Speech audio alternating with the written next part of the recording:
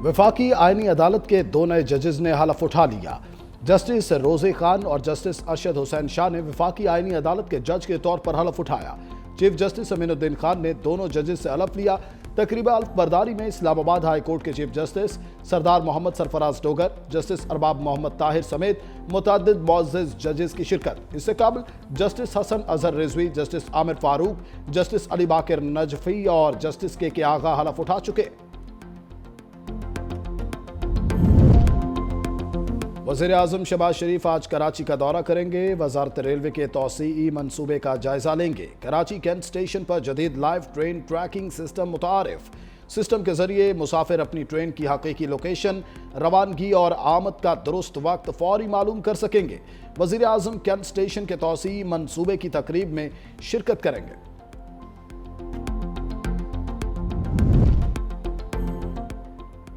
Corruption case में गिरफ्तार ADCR Iqbal सांघड़ा Rawalpindi police की हिरासत से फरार। चक्री थाने में मुकदमा दर्ज।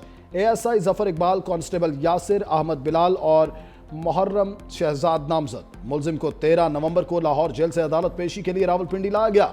वापस मुंतकली के दौरान मुलजिम चक्री मोटरवे सर्विस एरिया से वॉशरूम के बहाने फरार हो गया। मुकदमे के मतन के मुताबिक मुलजिम का भाई 6 नामालूम अफराद के साथ पहले से सर्विस एरिया में मौजूद था, जो मुलजिम इकबाल सांघेड़ा को अपनी गाड़ी में बिठा कर ले गए। रावलपिंडी पुलिस के ASI जफर इकबाल और मुलजिम के भाई के दरमियान राबतों का भी इंकिशाफ हुआ।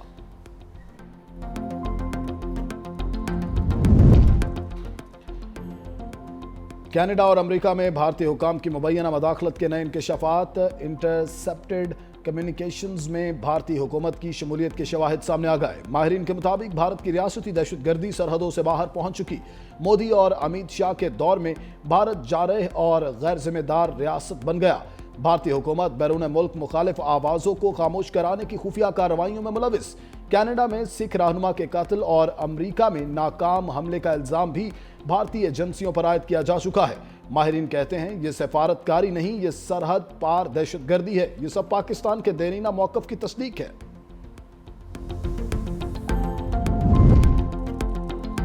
दुनिया भर में गैर कानूनी तारकीन वतन संगीन सिक्योरिटी चैलेंज। पाकिस्तान के मौक़िफ़ की आलमी सतह पर तायीद। बरतानिया में गैर कानूनी पनागज़ी बड़ा बहरान बन गए। दी गार्डियन के मुताबिक तारकीन वतन के बायस निज़ाम काबू से बाहर।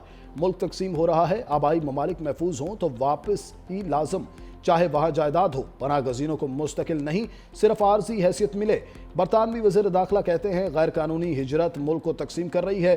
कवानीन तोड़ने वाले सज़ा से बच निकलते हैं। तारकीन वतन के लिए रिहाइश और माली मदद महदूद की जा रही है।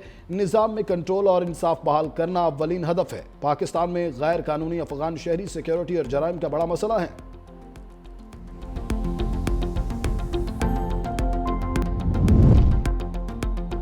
और शिकारी खुद शिकार बन गए। खोजी कुत्तों के जरिए चोरी की वारदातें ट्रेस करने वाले खुद कच्चे के डाकुओं के हाथों अगवा हो गए। कच्चे के डाकुओं ने खोजी टीम को कुत्तों समेत कश्मीर के करीब बुलाया। ट्रैकर चोरी का सुराग लगाने का टास्क देकर अगवा कर लिया। मुगवियों के वर्सा का सादिकाबाद के थाना सिटी के बाहर एहतजाज। पुलिस ने अगवा का मुकदमा दर्ज कर लिया। पुलिस के मुताबिक मुगवियों की आखिरी लोकेशन कश्मीर सिंध की आई। पुलिस ने मुगवियों की तलाश शुरू कर दी। विफाकी आईनी अदालत की पहली कॉज लिस्ट सामने आ गई। आइंदा हफ्ते विफाकी आईनी अदालत में 3 बेंचेस मुकदमात की समाअत करेंगे। चीफ जस्टिस विफाकी आईनी अदालत Aminuddin Khan court room number 1 में मुकदमात सुनेंगे। Justice Hasan Azhar Rizvi court room number 2 में समाअत करेंगे। जस्टिस आमिर फारूक और जस्टिस के आगा पर मुश्तमिल 2 रुकनी बेंच कोर्ट नंबर 3 में मुकदमात सुनेगा।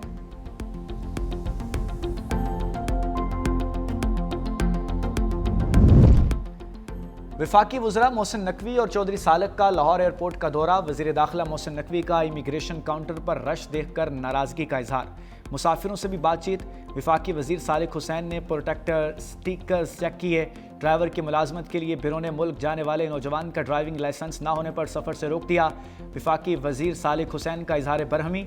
इंक्वायरी का हुक्म दे दिया।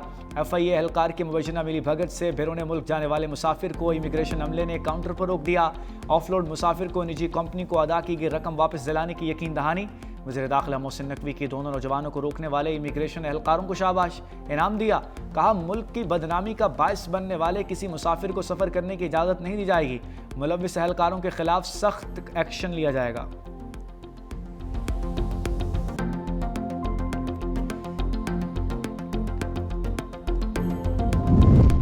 दिल के मरीजों समेत दीगर अमराज में मुब्तला अफराद हज नहीं कर सकेंगे। सऊदी हुकूमत ने बीमार आज़मीन पर हज 2026 की पाबंदी आयद कर दी। डिपोर्ट करने की पॉलिसी भी लागू कर दी। वापसी का खर्चा आज़मीन हज खुद अदा करेंगे। बीमार आज़िम को फिटनेस सर्टिफिकेट जारी करने वाले डॉक्टर्स के खिलाफ कार्रवाई भी होगी।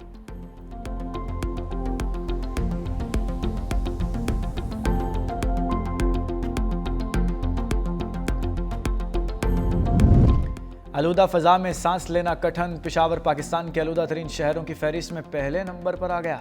AQI 198 record. गुजरांवाला फहरिस्त में दूसरे नंबर पर। एयर क्वालिटी इंडेक्स 182 तक जा पहुंचा।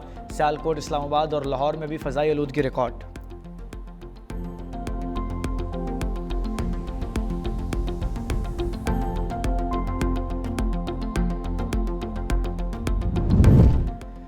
वज़ीर आला सिंध का कराची कोरंगी कॉजवे पुल का दौरा। तरक्याती कामों पर पेशरफ्त का जायजा।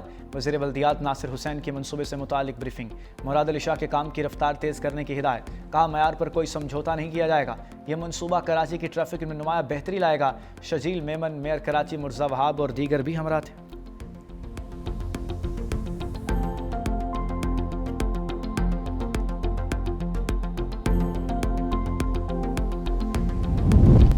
गजा में जंगबंदी मुआहदे की खिलाफ वर्जियों का सिलसिला ना थम थका। इसराइली फ़ौज की जानिब से खान यूनिस में फ़िज़ाई हमले, 3 फ़लस्तीनी शहीद, मुतअद्दिद ज़ख्मी। मकबूजा मगरबी किनारे में भी इसराइली फ़ौज की फायरिंग से 1 फ़लस्तीनी शहीद जबकि कई ज़ख्मी हो गए।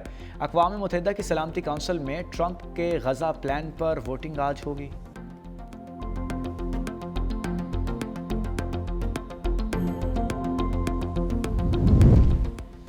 इसराइली फ़ौज ने हेब्रोन के कदीमी शहर में कर्फ्यू नाफिज कर दिया। तारीखी इब्राहिमी मस्जिद में मुस्लिम इबादत गुजारों के दाखिला बंद कर दिया। मीडिया के मुताबिक इसराइल ने मस्जिद को गैर कानूनी इबादतकारों की वजह से बंद किया। कर्फ्यू की वजह से अक्सर फ़लस्तीनी शहरी घरों को वापस न जा सके।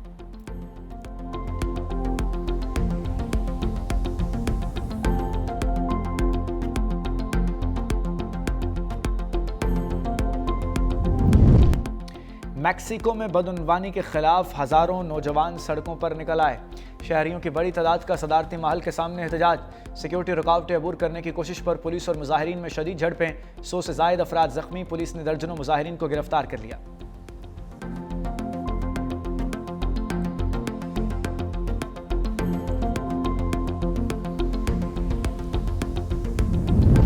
अमरीकी सख्त रवैये और मगरबी ममालिक के दबाव के बाद जोहरी मुज़ाकरात का कोई इम्कान नहीं बचा।